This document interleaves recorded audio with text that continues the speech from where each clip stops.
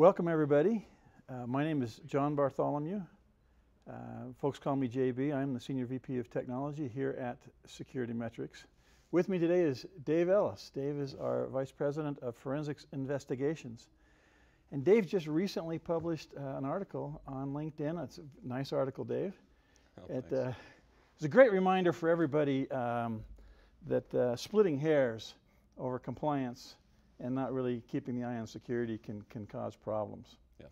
So today what we want to do is explore a few additional questions, talk about some of the things in your article, maybe explore a few things outside of that, and build upon it just a little bit. I know that through the years, you've done a lot of forensics work for large merchants. In fact, a couple of years ago when it seemed like it hit the press all over the place and all the bigs were getting hammered, your team did a handful of those forensics. We did a pretty large number. And that's exciting. Yeah. But it seems like the bulk of your work is smalls. And as I read this article, and you talked about splitting hair, or the concept of over-focusing on compliance, I had this thought about the small merchants. I'm going, how many small merchants actually cared enough? And so, first question, and going back to the small merchants, in your experience with small merchant forensics, how many of them felt like they were just ticking the box? I mean, they didn't even get to the point of splitting hairs, right? How many of them felt like they were just ticking the box? Yeah, that's a great question, because understanding that when we go in and do a forensic, the vast majority of the companies that we look at are not compliant with regulations and standards and data security. Right. And with those small merchants, a lot of them really had no idea what data security standards they were supposed to be in compliance with in the first place. But those that did know, for a lot of them, it was like you suspect.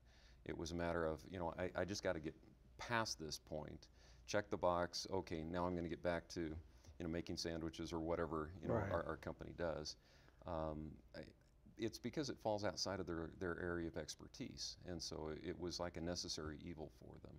To just get through the checking and get a compliance. Many of them had a non-compliance fee. They wanted to get rid of that and move on with business. Yeah, and because in the credit card environment, for example, there wasn't a mandate that on the smaller merchant that an independent auditor come in from the outside. They're doing it on their own, so it's like, okay, okay, now we can move on.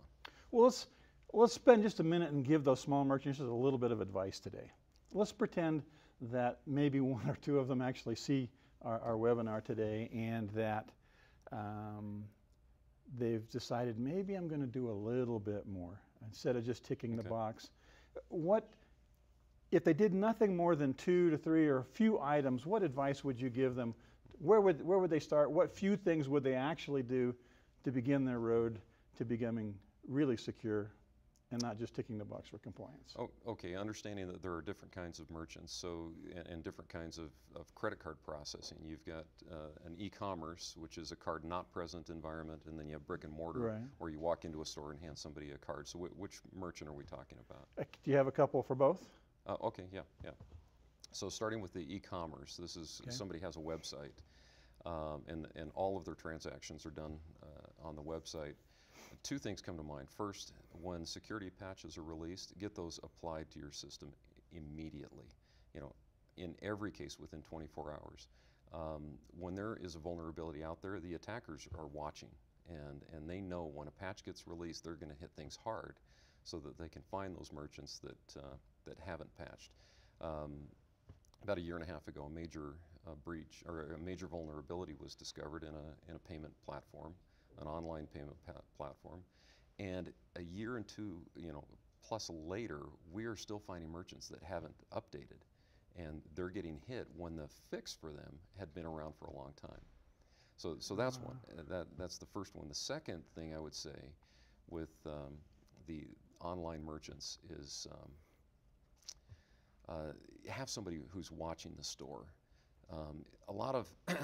There's a lot of security features that will throw up warnings to you and say, like file integrity monitoring, or even looking at firewall rules. You can go in and see that there's problems, there's things that are hitting your system. If there's nobody watching, You know, your system can be doing a great job at trying to notify you that there's an issue. But if there's not somebody who has the responsibility to be looking at security logs, then you're going to miss it. A great example on this one, we had a case where we investigated a large merchant, found that they had been losing credit card data for about 14 months. 14 months. Yeah.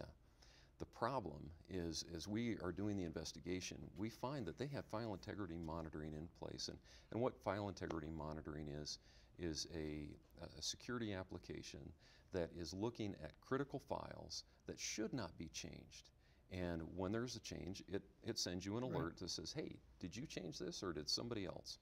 Well, their file integrity monitoring had been throwing them alerts for months, virtually since going into the trash bucket? Yeah, well, no, they were just going into a file that somebody had access to look at, but nobody was.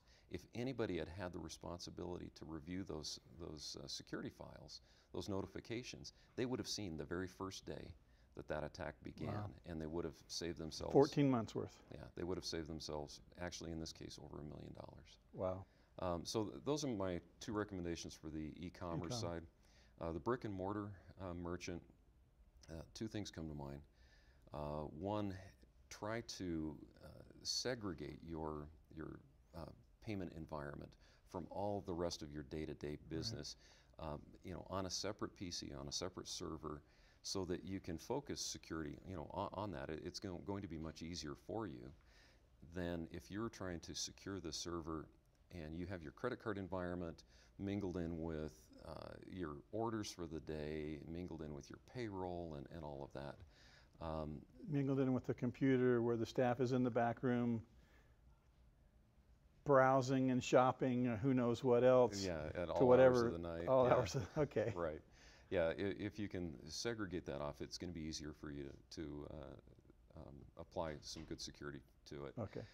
The other thing is understand you know, your environment, and if you don't have the technical expertise or you don't have in your company somebody who truly is a security expert, look to the outside. Bring somebody in who can help you. More so than just IT. You know, yeah, it's because IT, you know, teaches you how to plug this into that, and what you need to do to get this computer to communicate with that one. But IT security is a different, and especially around the credit card processing environment or the HIPAA environment. So really get some professional assistance on it from somebody who is certified and has a track record of being able to secure people in the environment that you're operating in. Get some experts. Yeah. At least have somebody you can ask questions to occasionally. Right. Great. So when I read the article, there was one part that I had to smile and I got a little worried about, because you talked about distinctive environments. Right. And I could just see some merchants reading that and going, oh, Dave's telling us that we need to do our own thing because we're unique. We have this special environment. So that special thing that we should do, maybe that doesn't include the PCI standard issues that we should look at. So I'm guessing that's not what you meant? No, actually quite the opposite. Okay.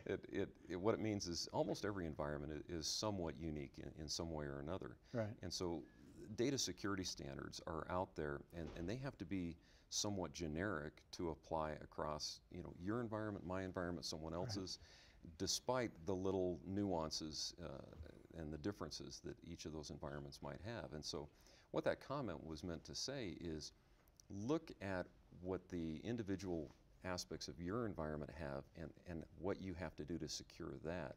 Use the data security standards as a guideline to walk you through. As baseline. Exactly, baseline. Use it as the floor and not the ceiling. So big merchants and small merchants, I'm sure that every large merchant that reads the article that sees the NetBIOS example is going to go, what?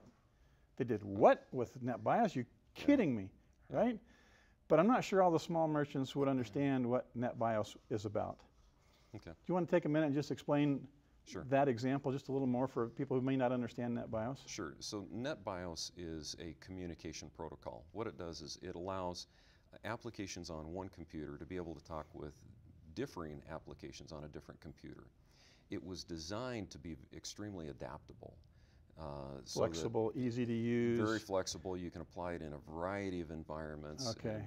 And even allows you know, languages, communication languages, differences in them. So it's designed for its adaptability. It was not designed to be a secure layer in your environment. And so it's never been considered something that you would want to have your critical data using. Right. In the example that I gave in the article, we had a merchant that designed their shopping cart to utilize NetBIOS. And then later on, when a security auditor came in, an independent auditor, he looked at that and he said, hey, NetBIOS should not be operating in your card data environment. And they said, well, our card data environment requires NetBIOS. And so that's amazing. So technically, since it requires it, you have to utilize it, or you have to recognize that as an exception. A business requirement. Yeah, it was a business requirement. And so the auditor signed off on it as a business requirement. Well, they got breached. The attacker utilized the NetBIOS, because if NetBIOS is there to help this system talk to this system, well, it's also going to help the attacker's system over here talk to those systems. Just go right through the system. And that's exactly what happened. So I think our auditors, if we had gone in, we would have said, no, you can't utilize that as an exception. You have to redesign your shopping cart to utilize something else where you can secure it. There's a story floating around SecurityMetrics right now that seems to be another example that you might have been able to use. It has to do with a large company and P2PE. Yeah. Excuse me. Yeah. So in this example, it was a large company. They had numerous locations that they were operating, and they had employed P2PE, which is point-to-point encryption, in the card data environment, and it was doing its job. Now, the application that they utilized hadn't yet been certified, but the truth was it was doing the job. It was protecting the credit card data. Now and most people at that point say, well, the rest of my network's out of scope. Right, and that's for compliance, right? That's exactly what this merchant did. And so when our auditors came in, they actually did not even allow our auditors to look at the rest of the environment. They just said, you know, focus on the card data environment. And so that's all that was examined. And so what happened is this attacker went in through let's say the periphery of their environment, and launched a very successful ransomware attack, which the ransomware essentially just locked everything out. This was a kind of a flat network? It was. It was a completely flat network across multiple hundreds. Okay, or more. Hundreds of locations or more. Yeah, and so the attacker went in and he basically locked them down.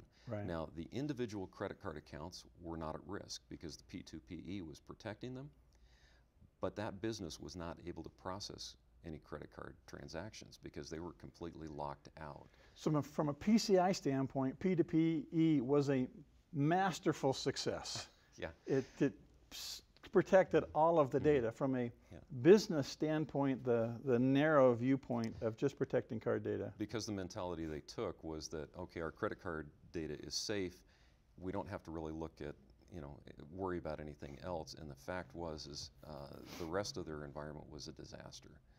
A security nightmare. Okay. And the attacker, you know, figured that out, locked them down, and while the credit card data wasn't at risk, they were out of business for 2 or 3 days. Wow. Anyway, this is an exciting event. This is the first kind of live chat we've had here at SecurityMetrics. This is a live recording. We were just checking to see if we had any questions that might have come through. We're not sure how many people were able to get on because it's a new thing for us. For those of you who are watching today, we appreciate your time. We hope to do more of these office-side chats in the future with experts like Dave, who are in the trenches working to protect all of our customers as best we can. Any final comments for everybody who may have a chance to watch this video? You know, I would probably go back to the point of that article in the first place, and that's that recognize that data security standards are there to help you, but don't secure your system to the standard. Secure your system to what the needs of your system are. That's your uniqueness. Right. Take the unique issues of your system and make sure that you've gone beyond the basics of security. Exactly.